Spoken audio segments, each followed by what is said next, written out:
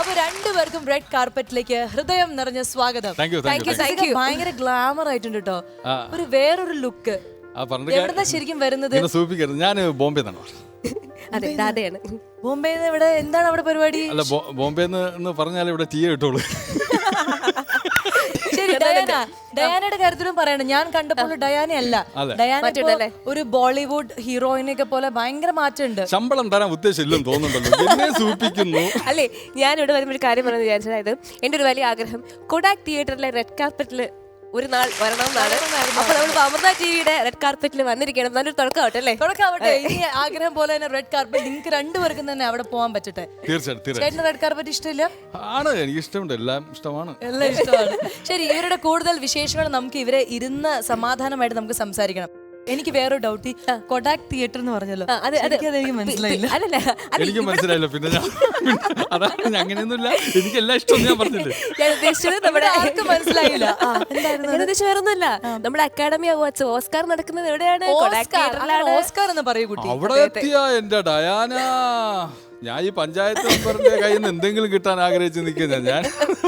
അല്ല, നമ്മൾ അങ്ങനെ ആഗ്രഹിച്ചാലേ കുറച്ചെങ്കിലും കിട്ടത്തുള്ളൂ. അതെ അതെ അതെ, അങ്ങനെ ആഗ്രഹിച്ച കുട്ടി ഇവിടുത്തെ റെഡ് കാർപ്പറ്റ് വരെ എത്തി. ഇനി Oscar, the Oscar goes to Diana Hameed. അയ്യോ, അത് പറഞ്ഞിട്ടാണ് കൺഗ്രാറ്റുലേഷൻ. ഓസ്കാർ കിട്ടിയിട്ടില്ല. കിട്ടുമല്ലോ. അതല്ല ഞാൻ പറഞ്ഞത്, നമ്മുടെ റെഡ് കാർപ്പറ്റിന് ഈ വർഷത്തെ ടെലിവിഷൻ കൺഗ്രാറ്റുലേഷൻസ്. അപ്പൊ ഇനി നിക്കണ്ടല്ലോ, വയ്യ, ഇനി നമുക്ക് ഇരിക്കാം. റെഡി?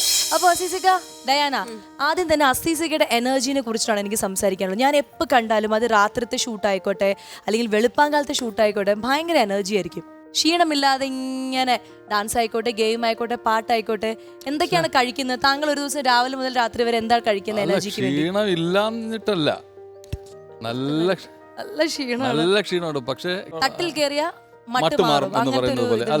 അതാണ് സംഭവം. വേറെ ഒന്നും കഴിക്കുന്നില്ല. പുതിയ വിശേഷങ്ങൾ എന്തൊക്കെയാണ് അത് പറയൂ. ഏതൊക്കെയാണ് പുതിയ പ്രോജക്ട്സ്, എങ്ങനെ പോകും? അല്ല, പുതിയ വിശേഷങ്ങൾ ഇപ്പൊ ഞാൻ ഒരു 8-9 സിനിമകൾ ചെയ്തു. ഇനി റിലീസ് ആകാൻ വേണ്ടി കുറച്ച് സിനിമകളുണ്ട്. മിന്നൽ മുരളി മുതലായ അങ്ങനെ കുറച്ച് സിനിമകളൊക്കെ ഉണ്ട്. അപ്പൊ ഇന്നലകൾ എന്ന് പറയുന്ന സിനിമയുടെ ഷൂട്ടിംഗ് കഴിഞ്ഞിട്ടാണ് വയനാട് നിന്നാണ് വരുന്നത്. ഇന്ന് രാവിലെ എത്തി വീട്ടില്.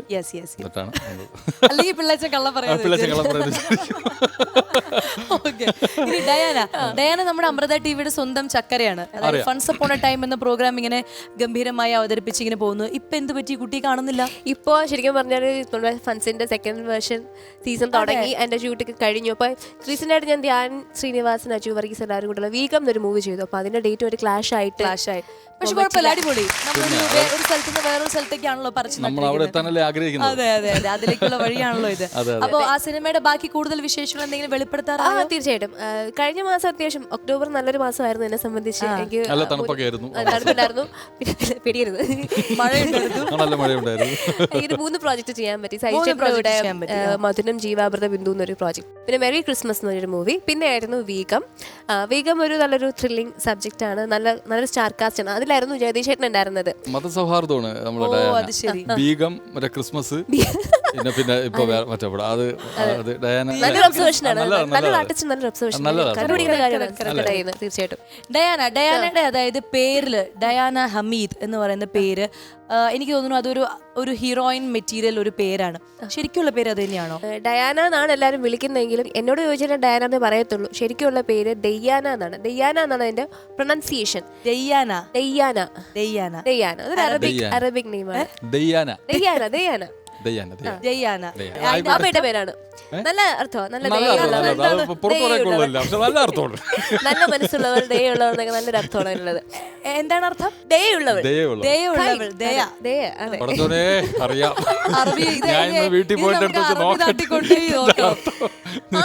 സത്യമാണ്. ഈ പറഞ്ഞ പോലെ സ്കൂളിൽ ചേർത്തുന്ന മുതലേ ഈ പേര് ആരും ക്ലിയർ ആയിട്ട് പറയത്തില്ല. അന്ന് മുതൽ ഡയാന എന്നാണ് വിളിക്കുന്നത്. ഡയാന ഹമീദ്. അപ്പൊ നമ്മൾ ഞാൻ കുറച്ചു നേരം ശ്രമിക്കാൻ പറയാം.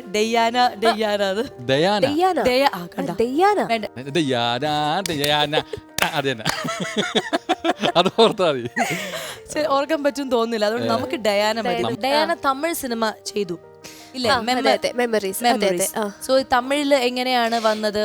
അതായത് ത്രൂ ആണോ? അതൊരു തമിഴ് അത് മൂവിയാണ്. നമ്മള് ഈ മാർത്താണ്ഡം വഴി നേരത്തെ അങ്ങനെ മാർത്താണ്ഡം വഴി കളിക്കാവിള മാർത്താണ്ഡം അങ്ങനെ തെങ്കാശി തെങ്കാശി വേറെ റൂട്ട് വേറെ റൂട്ട്. ഇതിലൊരു റൂട്ടാ. അങ്ങനെ തമിഴ്നാട്ടിൽ പോയത് അങ്ങനെയല്ലേ പോയത്? അങ്ങനെ അപ്പൊ ആ ചോദ്യം കഴിഞ്ഞല്ലോ, ഇനി എന്റെ അടുത്ത് ചോദിച്ചു.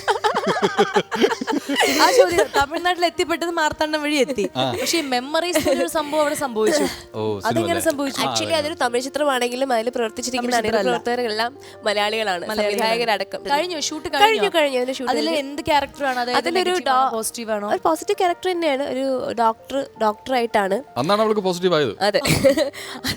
കൊറോണ സമയത്തായിരുന്നു. അന്നല്ലേ പോസിറ്റീവ് പോസിറ്റീവ് ക്യാരക്ടർ ചെയ്ത് പോസിറ്റീവായി.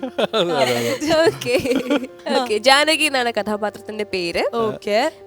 എന്താ പറയാ, മരിച്ചു പോവും ആ ക്യാരക്ടർ. അയ്യോ, അതുകൊണ്ട് അധികം ക്യാരക്ടറിന് പെർഫോം ചെയ്യാൻ പറ്റിയിട്ടില്ല. എത്ര ദിവസം ഷൂട്ട് ഉണ്ടായിരുന്നു? ഷൂട്ട് ഒരു 5-6 ദിവസം ഉണ്ടായിരുന്നു. പിന്നെ ബഡ്ജറ്റ് ഇല്ല, കൊന്നു. പിന്നെ ബഡ്ജറ്റ് ഇല്ലാത്തോണ്ട് കൊന്നു കളഞ്ഞു. മാലിട്ടു.